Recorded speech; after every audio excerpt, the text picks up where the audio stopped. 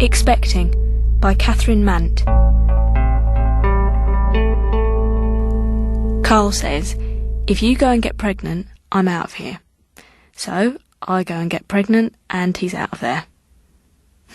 That's after he's found all these unopened packets of the pill under the bed and seen me throwing up my tea every evening and put two and two together and made it come to a lifetime of responsibility.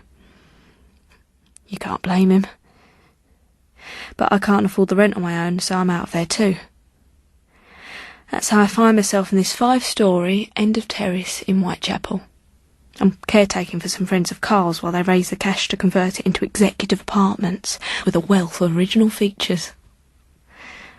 My bit's the attic, which is the only floor half fit for human habitation.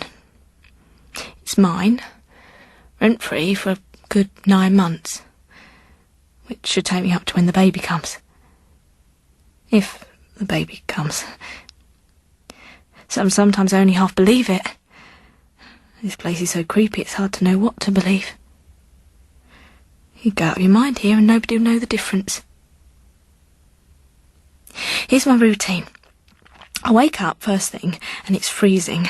I rub a hole on the grime on the window pane above my bed and stare out over the rooftops. Then I lie back with a blanket over my head and think of Mary Poppins while I'm trying to shut out the noise. Footsteps. Thud, thud, thud below it. Only I know it isn't footsteps because there's no one else in the house and next door's empty. So I'm imagining it. Maybe. Or when I can't put it off any longer, I race to the loo 2 floors down, clapping my hands and banging my feet on the boards in case there's rats. So while I got my head down that bog one morning that I first hear the baby crying. Then that flapping like bare feet running on lino. And the wailing stops. This time I know it's my imagination. There's no baby for miles, unless you count the one inside of me. Next time I hear it, I decide it is the one inside of me. Trying to tell me something. Spooky or what? Most days I'm in my attic painting, except Tuesdays when I sign on. I daub and smudge and smoke and eat lime pickle. And the smell of the oils and the terps gets all mixed up with the smell of the pickle when it's good. I catch myself licking the top of the terps bottles one day and just stop myself before taking a swig. Come 6 o'clock, my head's down that loo again. Then I just mooch about a bit and tell myself stories and listen. Listen. Listen. I won't know what I'm listening for till I hear it. We all have places we can't go. The places I'm frightened to go are mostly in my head. But some are real. There's one right here in this attic. It's a tiny cupboard high above my bed. I can't go there, but I think about it all the time. I feel it's forbidden, but I know the only way to stop being scared is to look. I will look. Soon as it's daylight and this is just a normal, cheerful little garret in Whitechapel. I wait till the sun's come round far enough to pick out a spot on the wall. Then I balance on 2 old phone books on my bed and pull that cupboard door open fast before I can change my mind. Something dead flutters out and I scream and fall off the bed and scramble out to the landing. I feel stupid because how can something flutter if it's dead? An hour later I poke my head round the door and it's still there, lying by the bed where it fell. I thought it might be a dead owl, but it's not. It's a little package wrapped in tissue with a faded ribbon round. I leave it there and go out and get another jar of pickle. Next day I open the package. It's a ring of yellowish ivory with a silver bell attached. My baby's rattle. I can tell it's old because it's got that faint smell of urine you get in junk shops. In the back of my mind I have this feeling I already knew it was in that cupboard. It's kind of familiar. Here's what's puzzling though. Did I put it there myself? This place is so quiet it's doing my head in. Silence has a way of turning itself into sounds, and you can't tell if they're real or not. What I am hearing more and more is this baby crying and then footsteps. Bare feet flap, flap, flap on lino. and then it stops. It's got to be a trick I'm playing on myself. It's got to be. Because if it's not, it's ghosts. This bloke's coming from some Georgian Preservation Society. The owners want me to show him around and keep him sweet because they don't want any complications with the planning. I'm expecting frock coat and buckles, him being a preserved Georgian, but it's head to toe Armani and aftershave so strong I have to purse my lips so I don't retch. He eyes me up on the doorstep, fancying his chances, I can tell. Even though my face is purple with not retching. I offer him a sandwich. "Lime pickle," he says. "Trying to give it up?" Well, he's darting about all over the place with a "now that is nice" every time he crashes into a broken shutter or falls onto a sooty grate. He knows a bit about the house. Built for an 18th century merchant, he says. Went down in the world, used as lodging rooms, then storage. That's why it's so wonderfully untouched. I show him the rattle. Partly I want an opinion, but mostly I want to distract him from a lump of dope on the bedside table. "Teething ring," he says, hardly glancing. "So there would have been babies in the house?" I casually inquire. "Certainly." "Any die here?" Even more casual. "More than likely," he shouts. This is because he's got his top half out the attic window admiring the chimney stack. I spot the rusty point of an old nail on the frame about to sink into the elbow of the Armani. I decide not to mention it.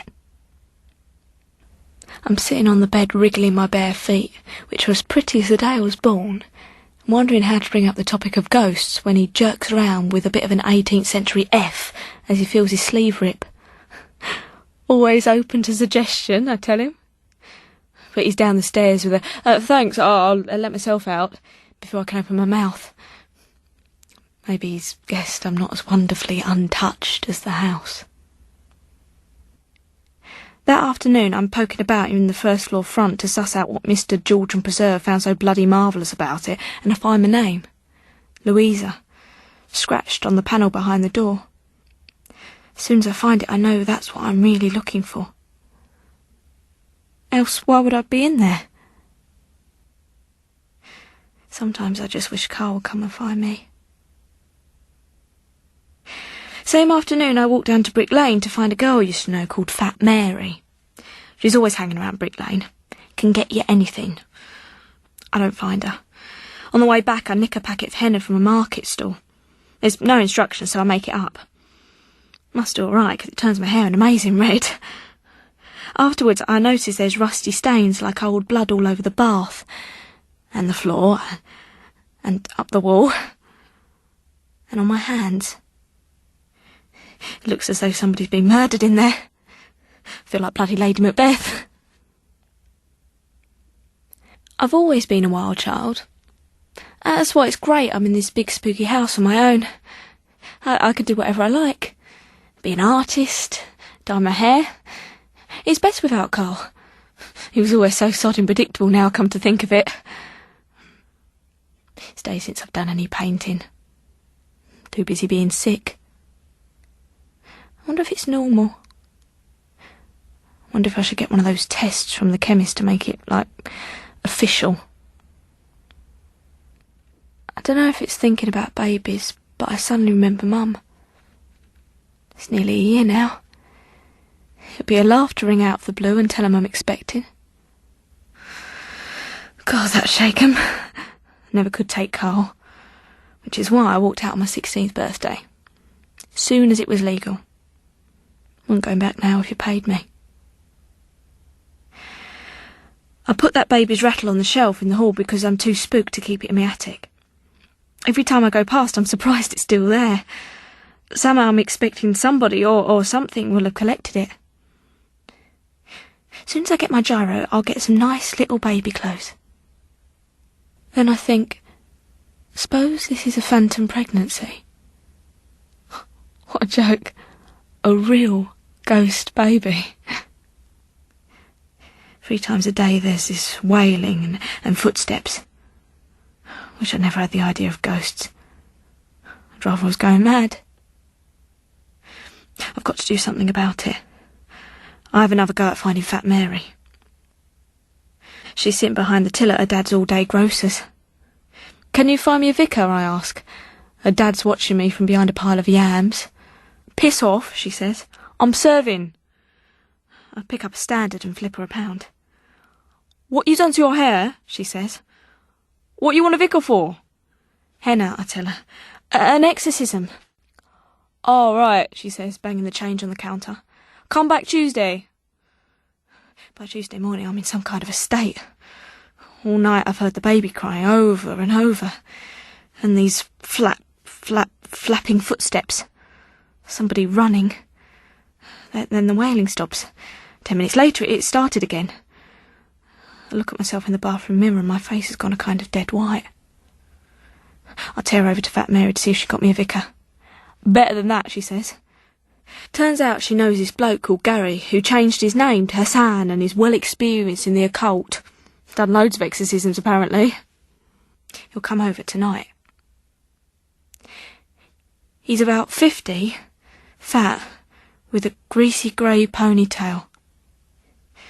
I tell him about the wailing and the footsteps like bare feet running, and that I think maybe a baby was murdered in the house. I've only just thought of murder, but now I have. It's obvious. I reckon I need to get him interested. I've taken my shoes off and wound paper stars in my hair because that's the least I can do. I'll show him the old bloodstains in the bathroom. Then I'll remember it's henna, but I think it's better not to tell him that. He wants to be alone at the top of the house, so I'm to wait downstairs. I give him the rattle in case it helps, and he hands it back and tells me to hold on to it. After he's gone thumping up the stairs, the ghost baby's cries start. Louder than I've ever heard them. If it is a ghost, it knows he's here and it's going to be exorcised. I retch, but it's not morning sickness this time, it's terror. I drop the rattle and then the pain starts low in my belly, and I know what's happening. Know it even before the blood comes. I run down the passage towards the stairs, and all I can hear is that ghostly wailing and the familiar sound of feet flap, flap, flap on the lino.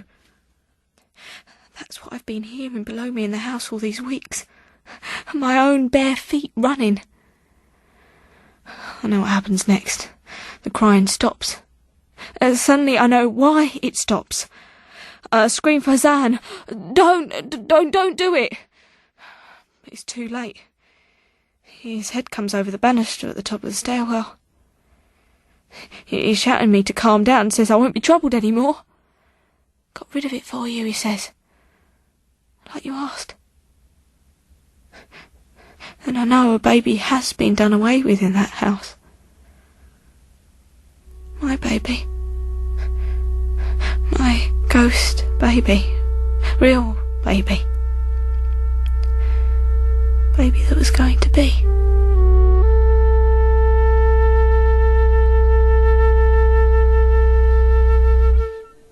Expecting by Catherine Mant was read by Emma Noakes. The producer was Gemma Jenkins.